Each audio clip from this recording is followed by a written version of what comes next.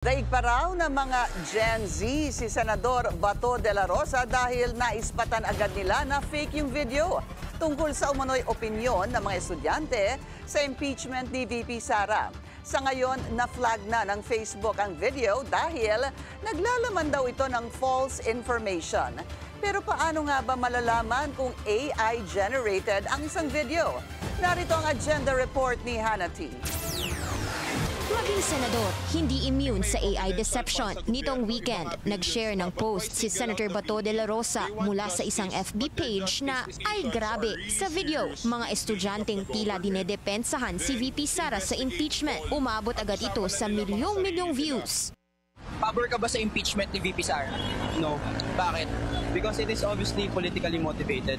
Sabi ni De La Rosa, maganda raw na gets ng mga kabataan ng issue at hinikayat pa ang ilang mga grupong makinig sa kanila. Kahit si Davao City Mayor Baste Duterte, shinare ito at sinabing may suporta sila ng Gen Z. Pero mabilis din ang bira ng netizens. Anila, may signs of AI ito. Sabi ni Engineer Joshua Ivan Pagyo na dating bahagi ng UST Faculty of Engineering at ngayon tech creator ng Exitech Solutions. Obvious ang pagiging AI-generated ng video. For some weird reason, while he's handling the microphone, there's been some distortion on the hand, which is unnatural.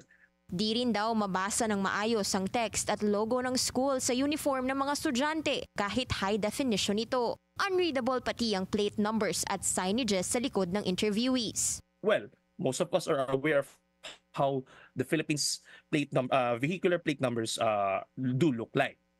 When have you seen one that looks like that on the video?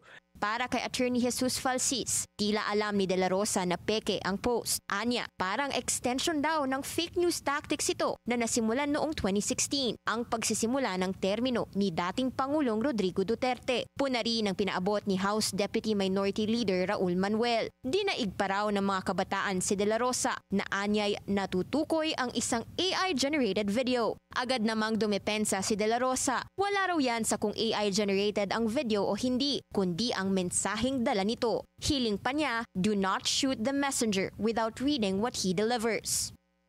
Wala pang batas sa Pinas na nagsusulong ng pag-regulate ng AI content. Una nang nagbabala ang COMELEC sa risks nito sa nagdaang midterm elections. Pero para kay Engineer Pagyo, mas lalong delikado ito pagdating ng 2028 presidential polls. Thing is, once not everyone will have that ability. And they will be the ones who will be the most vulnerable as time progresses. And yes, that will be the most dangerous part of this AI-based war of ideals. And since it's open for everybody, it's open for all those intentions. And that's what's making this situation drastic, perilous, and scary. Sinubukan ng Bilyonaryo News Channel na ipakita sa ilang netizens ang video. Sabi ni Madeline, totoo ito at pabor siyang wag matuloy ang impeachment trial ni VP Sara. Pagtingin ko pa lang po, yung pagrinig ko pa lang po din at pagtingin. Sa akin siya po ang tamang maglingkod po para Vice President po. Kasi po, totoo po siya maglingkod sa bayan po. Pero nang malaman niyang AI-generated ito, disappointed daw siya. Si Ezra naman, nakita agad ang maling plate number sa video. I really believe na kailangan mag-ingat sila kasi bilang senador dapat hindi kayo nagpapakalat ng fake news. Sabi naman ni Reynold, maganda raw ang mabilisang pag-detect ng Gen Z sa mga fake content dahil makakatulong sila laban sa maling pagkonsumo ng social media. Not everything in the internet is true. So we must be careful and we must research pa kung ano yung gusto nating hanapin din. Bato is really connected with Sara na parang most of the time din gusto niya din, pabor siya kay Sara din. And I think kung alam man niya yun, kung hindi man niya alam na AR or kung alam man niya na AI, it's up to him na rin. Ang Gen Z ang pinakamaraming botante sa huling halalan. Para sa agenda, Hannah T, Bilyonaryo News Channel.